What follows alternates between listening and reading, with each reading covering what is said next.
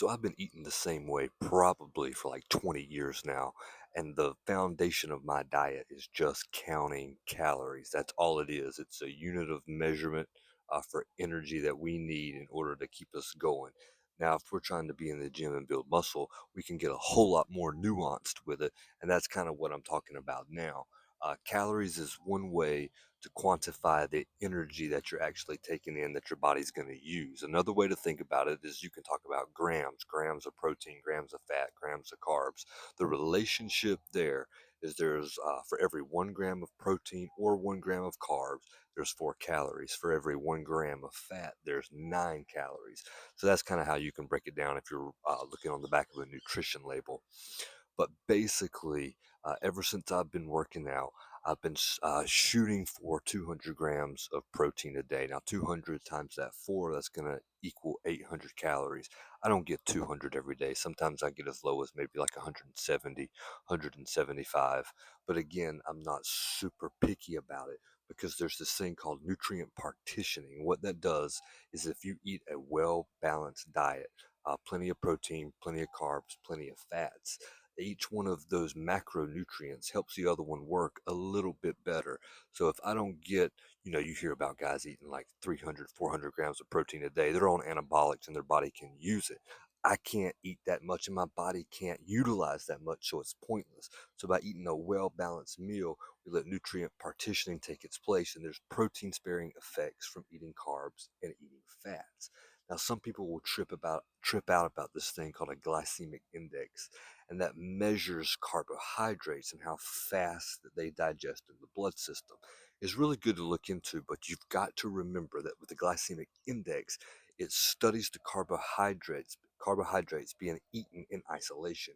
What that means is they'll look at someone who's eaten a sweet potato and only a sweet potato, and they'll measure the rate of absorption of the sugar in the bloodstream. When you eat the protein and when you eat the fat, when it's in your stomach mixed with the carbohydrates, that digestion process is actually going to slow down the digestion of the carbohydrate as well. So just because the glycemic index says that it's a fast digesting carbohydrate, think about something like white rice. Your white rice will actually get slowed down in the digestion process when you eat protein or when you eat fat. So think about a well-balanced meal. Hardly any of us are just ever going to sit down and eat a carbohydrate by itself or eat a piece of protein by itself. Even the protein that nature provides us with animals has got fat in it. That's because our bodies aren't designed to eat protein exclusively by itself. If I mix up a shake and have even like just 1 scoop of hydrolyzed whey protein, which is probably the fastest digesting protein out there right now, that by itself is going to hurt my stomach. What I've learned through the years, I can drop in like maybe a tablespoon of some coconut oil or some mac nut butter or something like that. Just anything. I can eat a little peanut butter sandwich and just have something in my stomach, and the protein seems to absorb better. When I don't do that, if I just drink the protein by itself, I get a tummy ache. And if I eat enough of it, I get diarrhea. A perfect example for me is tuna fish.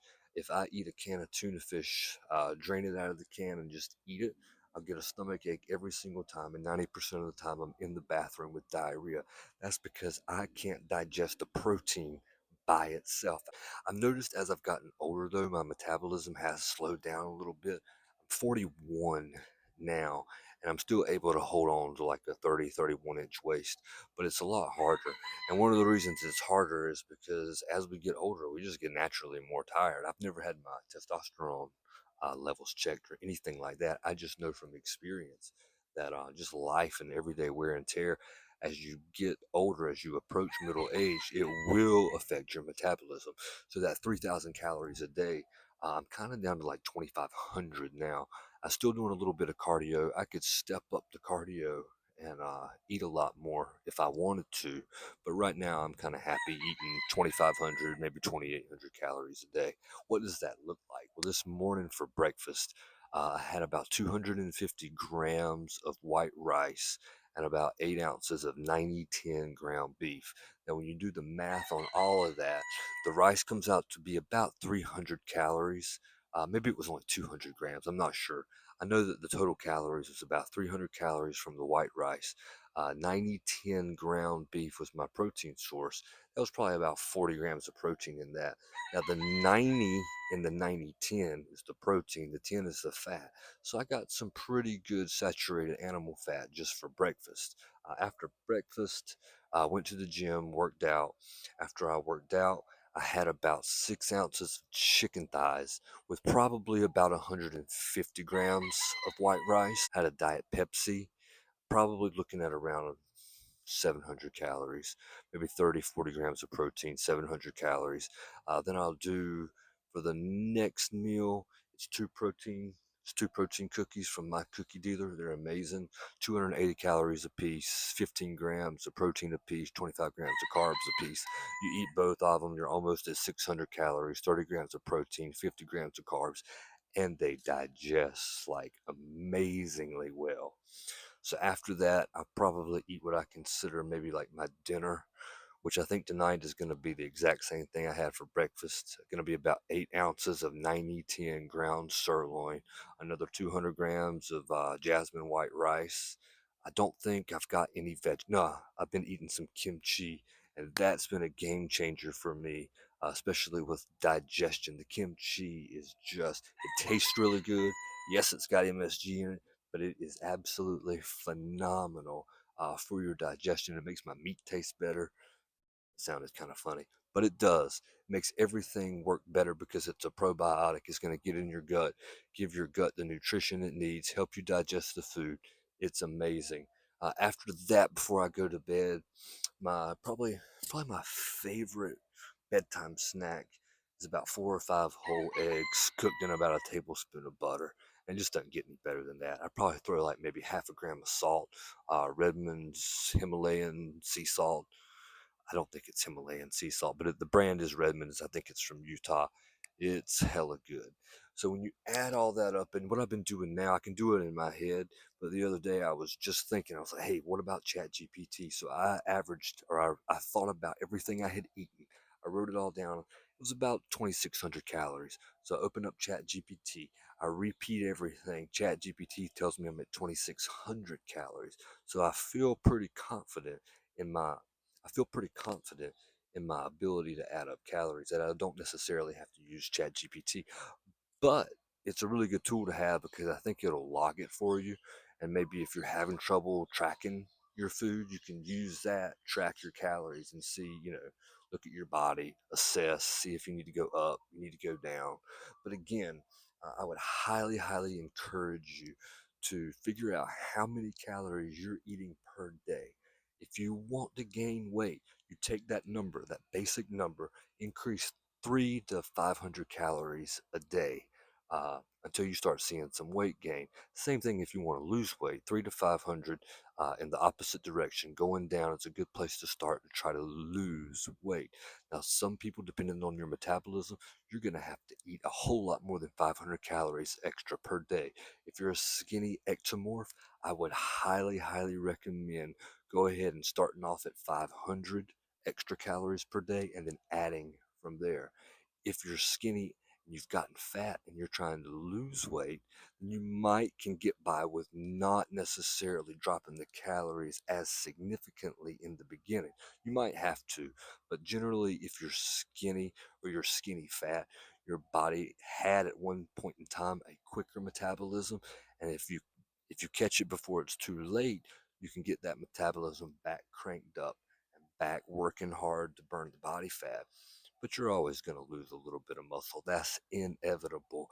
You can't lose weight without losing a little bit of muscle, even if you're on anabolics. But if you're on anabolics, it makes it a heck of a lot easier to control which way you want to go and how fast you want to get there.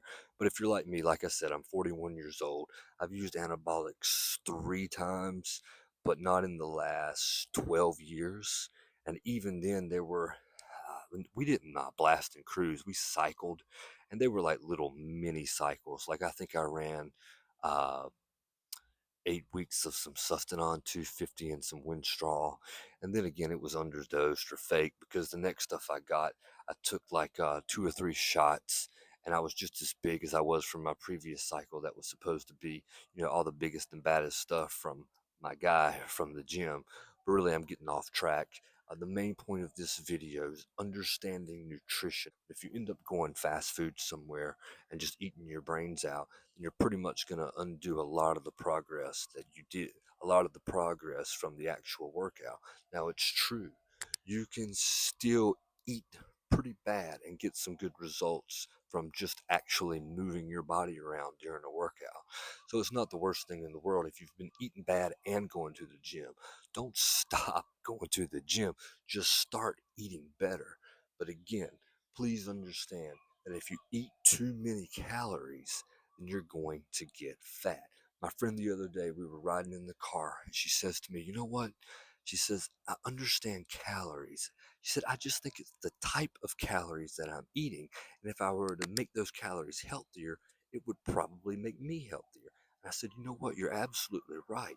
I said, "But one thing you've got to understand is a calorie is a calorie.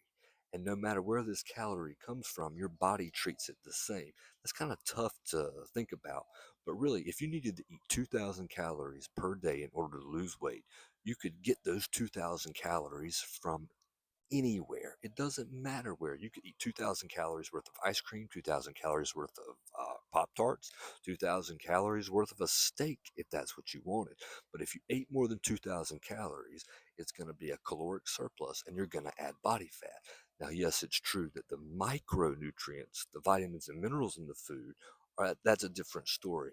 Because if you eat 2,000 calories of Pop Tarts, you pretty much got nothing in terms of vitamins or minerals. And if you ate a much more well-balanced diet of 2,000 calories, well, then you'd probably get all of the vitamins and minerals, the micronutrients that your body needs. But at the end of the day, even if you're eating super healthy food, if you eat more than your body can handle, that that surplus of calories is going to end up as body fat. There's no way around it. Back to my story with my friend, I added up her calories for the day that she had already eaten. Now, I'd been with her all day, and she told me that she thought she ate around 2,000 calories a day. I said, "Hey, what time is it?" She looked, it was 11:10 a.m. in the morning. I said, "Let's start right here." So I added up everything we had eaten at Dunkin' Donuts. I added up the drink that she was drinking now that she had just gotten at the convenience store, and she was at 1,400 calories, and all she had had was breakfast and a snack. So if you don't really understand nutrition, then you can't expect yourself to get the physique that you want, because the physique that you want a lot of times is on the other side of the knowledge that's kind of hard to get sometimes. You got to work for it. I mean, you got to read about it, you got to watch YouTube videos, you got to go to different places in order to find things out that are going to work for you. But the main thing, keep your calories under control. Figure out how many calories you need in order to achieve your goals, and then make sure you're hitting that number. Here's another tip. If you need to eat 2,000 calories a day to lose weight, and maybe you had a bad day and you ate, I don't know, 2,500 calories, maybe you even ate 3,000 calories, you were at a party, you weren't paying attention, now you're trying to get on track. An easy thing to do is just for the next couple of days, eat a little bit less. Eat around 18, 19, maybe even 1,700 calories.